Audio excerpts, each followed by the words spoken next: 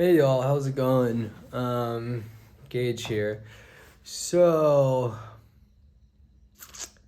right now I'm sitting in my hotel room in Pokhara, which is a city slash town in Nepal.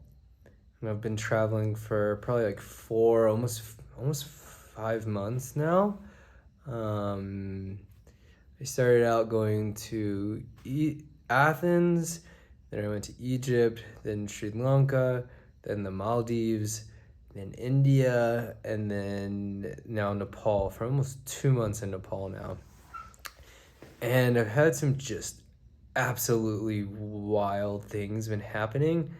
Uh, this journey has been one of very spiritual nature where I've been going to different sacred sites of the world and been trying to meditate and open myself up to whatever the method of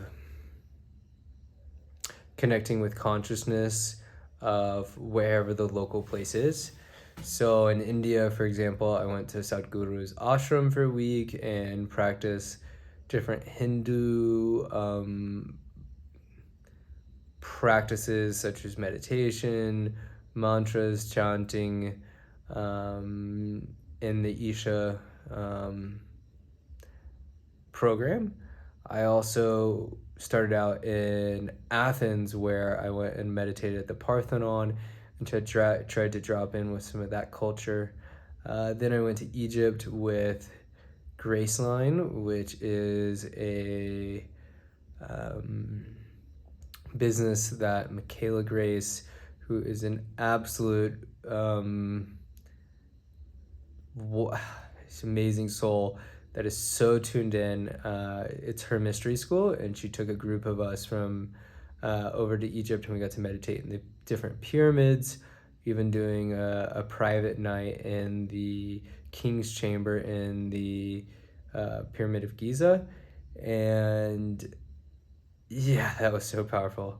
And then now here I'm in Nepal and I actually went trekking on the Annapurna circuit for a month. And I didn't really know too much about it, but an ex-partner of mine told me she had an amazing experience here and should definitely go. And once I was on the trek, I realized that it was kind of a highway for all of these ancient yogis that had a bunch of caves that they would go meditate in and sit and retreat. And so as I was going through the trek, I would stop in these little villages and connect with the locals, which was super beautiful. Learn about their culture, Tibet Buddhism, as well as learn about a culture I had no idea even existed, which is Bon, which is actually a predecessor to the Tibetan Buddhism that comes from Tibet. And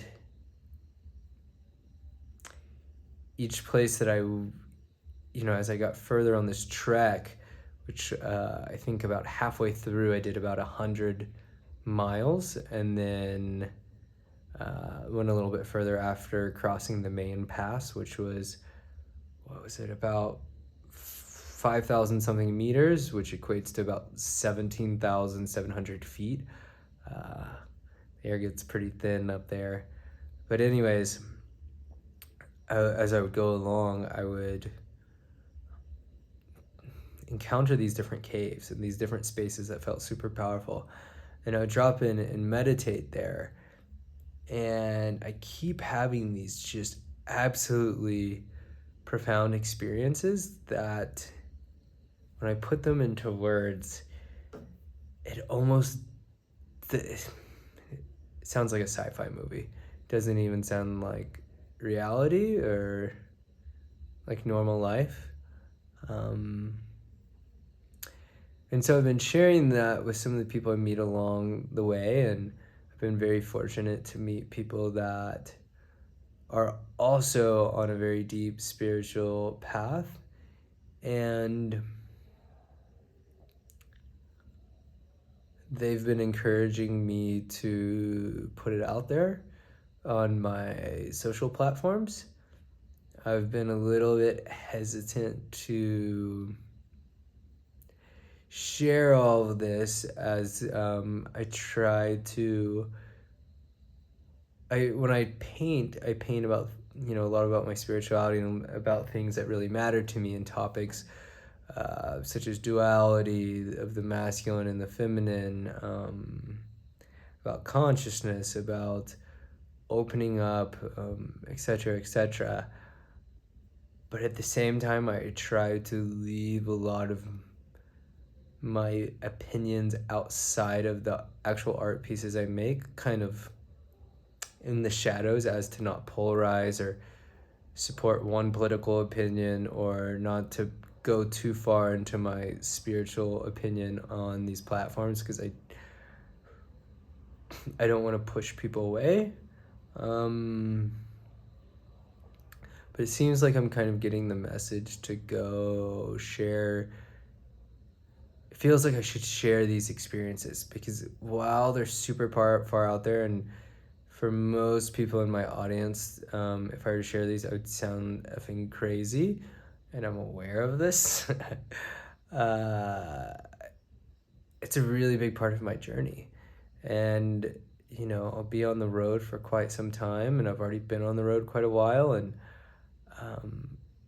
I think if I were to present this stuff, it would give a grander picture of where I'm at. And I'm very aware that I think that there's a possibility that people might be turned off by this, but I think who it's meant for, it will resonate with, and who it's not. I appreciate, all of the time and energy you followed in my path so far. But it's getting to the point where I'm feeling more and more like the art is my vehicle, it's my medium, it's my platform that really is how the art is the platform, and the real power, or the real thing I have to share, is actually my inspiration and my vulnerability and my encouragement for people to seek their wildest dreams and not give up. And I think the art is the vehicle that carries that message really well, that I've dedicated a lot of time to. And so, as I go on this journey, it's a lot about the art, but really it's so much about my spiritual development, and it's about developing my own person and my own story, and my ability to perceive reality, my ability to have visions, my ability to be empathic, and explore alternative sides of reality that most people don't tap in with. And when I say that, I allude to the practice of esoteric, the practice of going into deep meditative states, the practice of going into seclusion high into mountains and meditating in caves where yogis experienced enlightenment, experienced the rainbow body. I think it's really about me tapping into deeper levels of myself, my self-love, my self-worth, the completeness of my being, and the ability to experience myself and be in the moment. And all of that, as well as seeing how these cultures that I'm in express spirituality through their high art forms, really go and fuel the whole art process. And that it's like every time I get a deeper insight, I get a download, I get a message, I get a vision, I'm writing all of them down, I'm trying my best to embody them and to integrate them while on the road. And if they all help me to get to better understandings of the vision. What I actually see gets more clear, and then also my intuition on how to paint, what to paint, the actual technical process of how detailed to be in a painting, all of that is directly correlated. And it's kind of a non-direct path. I feel like it would the logical path is like, okay, sit in the studio, just focus, just create, just keep creating, keep pumping out, keep doing more, and then after that do some more, and then do social media about all of the moreness. um, but there's something about me doing all this work on myself and tuning in with the self-love and doing the best to clear out the blockages of trauma, of fear, of judgment, of insecurity, of perfection, of being a Libra and having to balance things, all of that. I think going on these adventures, going to these sacred sites, tuning into the ancient wisdom that all these cultures have, it helps me work through all that. And by working through all of that, I believe, or better yet, I've experienced that I'm a better channel for the muse of creativity to come through. So while it seems like I'm on this just absolute magical holiday, which it is an absolute magical holiday, it's also like I'm going into retreat, I'm doing the work. There's times where, like, after going to Sadhguru's ashram and doing all the work there, where I had to just kind of like lay in bed for like a week or two, just integrating the process. And so I think I'll probably share about these experiences I've had in each country, and whether it's a YouTube or I don't know, maybe I just cut clips, but I'm feeling called to share all this because I think it's a big part of I know it's a big part of my process.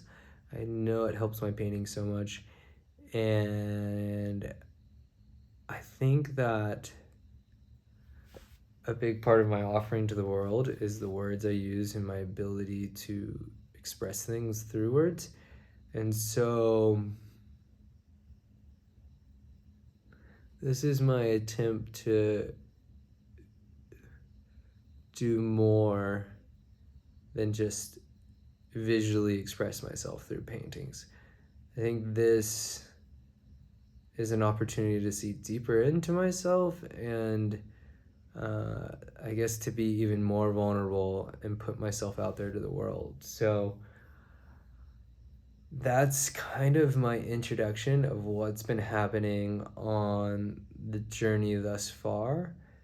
And I am about to actually leave, not tomorrow, but the next day. And I'll fly to Kathmandu. And then from Kathmandu, I'll kind of do some visa processes to get a visa for Tibet and China.